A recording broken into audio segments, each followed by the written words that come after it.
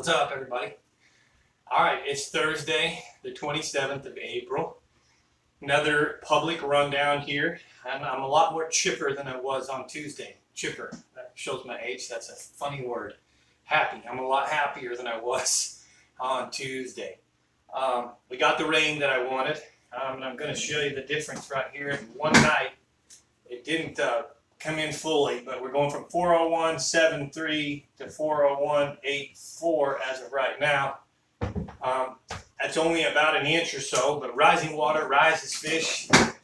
Our temperatures are actually cooled down back to what they were on Monday. That part of it hasn't changed. It's still funky for the end of this month. It's goofy. To be this far along in April and this cool in the water temperatures, it's crazy. It really is. I mean, one of my first visits here was the first week of May in 2010, and I spent a week with Mark Pack. It was so hot. We were in shorts and t-shirts, and we begged Mark Pack to either take us on boat rides or make splashes so that the wind would blow the water back on us. And remember, I came from Arizona and California, where it's hotter than hell.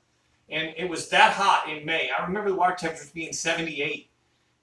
82, 83 by the end of the day.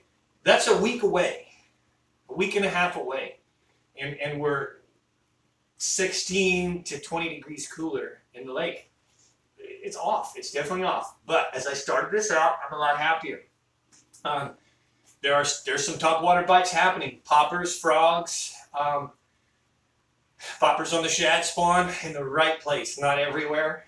Like a Live Magic shad popper from Lake Fork Trophy Lures, or the Yellow Magic, or Rico, or one of my favorites, Berkeley, the Berkeley Bullet Pop, the Bullet Pop 70.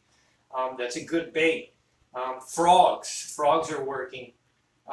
Cincos in the backwater, swim jigs in the backwater. This afternoon the sun peeked out a little bit. I went looking at them. They're on beds. I couldn't believe there's still so many fish, because we're sitting right in that realm which keeps telling the fish to spawn, to spawn, to spawn. I got a couple of things I want to share with you, though. So things are getting better, and they're going to really improve very quickly. Rising water rises fish. It's time for the temperatures to come back now. The next 10-day outlook, we really warm trend. Not so much this weekend, but we do. Next week it's 60s and 80s. 88s in the afternoons and 64s for the low. That's going to really change things. I was going to catch it back up. But I want two things I'm going to share with you. The first thing I'm going to share with you is that, I fish very scientifically, and a lot of things we learn after the fact. I mean, any good tournament angler will tell you when they have a good tournament, hey, they figured things out, they had a good tournament.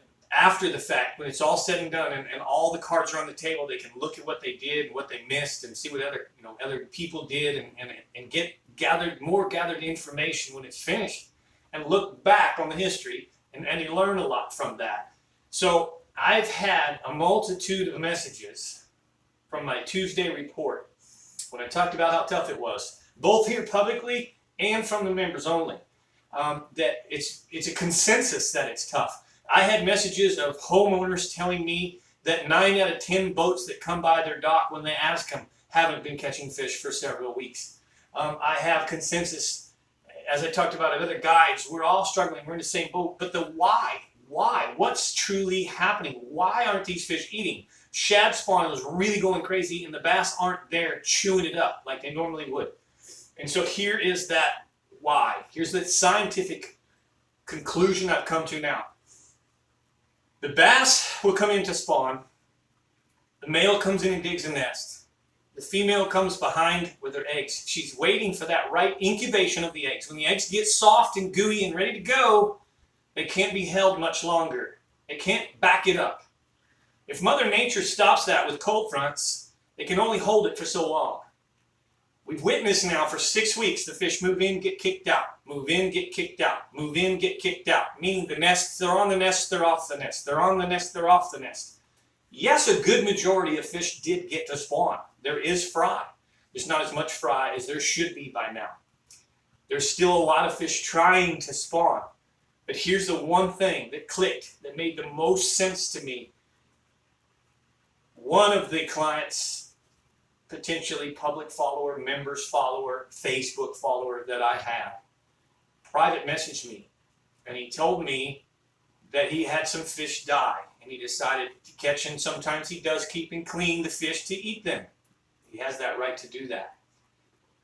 He said when he found fish with eggs in them still, the eggs were dissolving.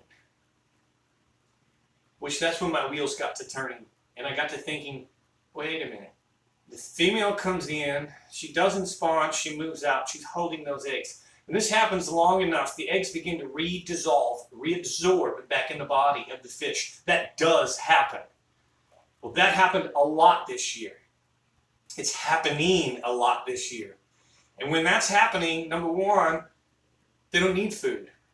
The eggs themselves are nutrients going back into the fish's body. I'm assuming this part. Call me crazy, I don't care.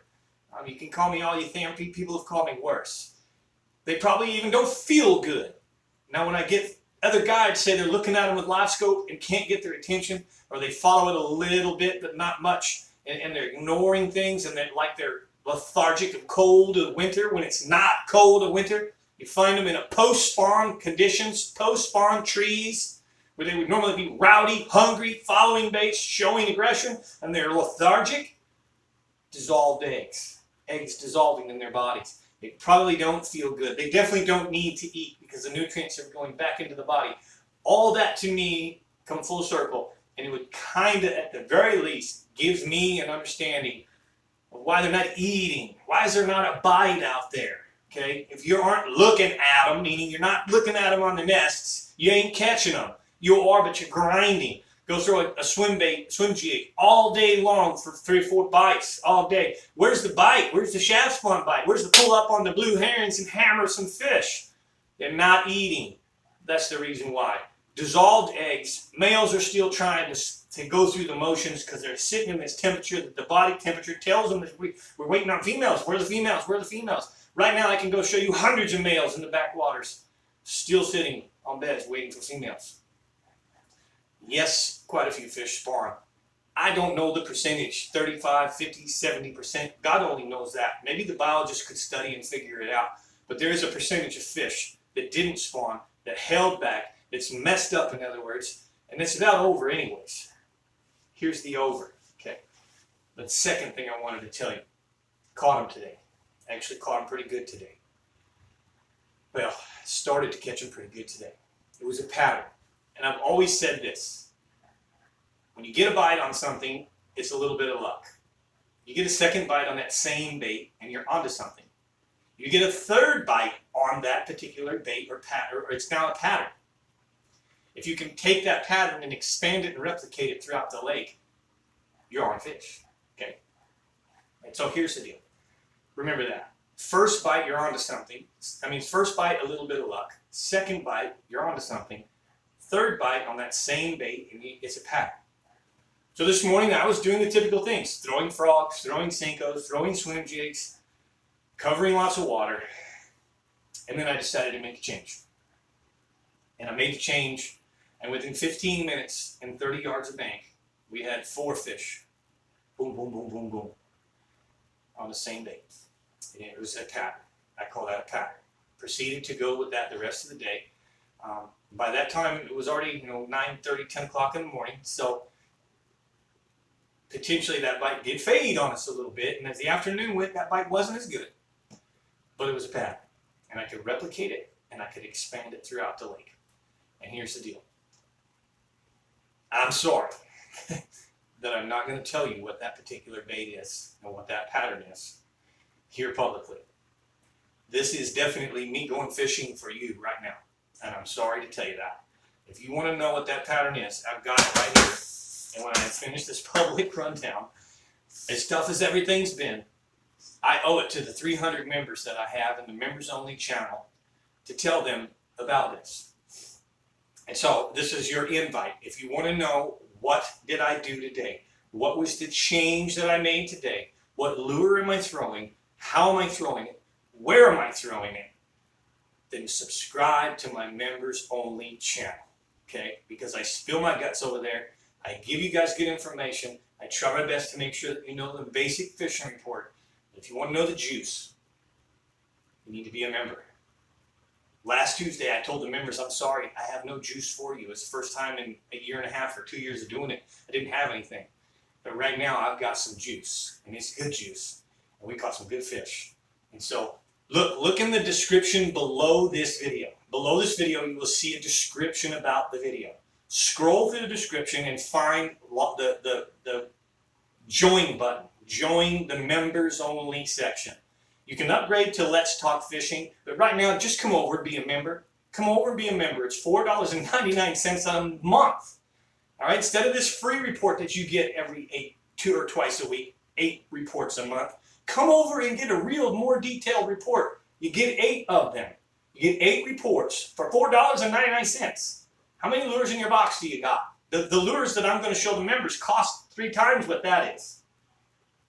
Come over and be a member. I'm telling you, please, it's worth it. And I'd love to have you. All right? So that's it. That's the gist of the public rundown. Thank you guys for watching. Hit the like button. Comment below. Have a good weekend this weekend. Lake Fork's going to fire up. Think shad spawn. That is giving you guys some juice. Think shad spawn. And I hope you catch some good ones. Mike McFarland, the Lake Fork guy.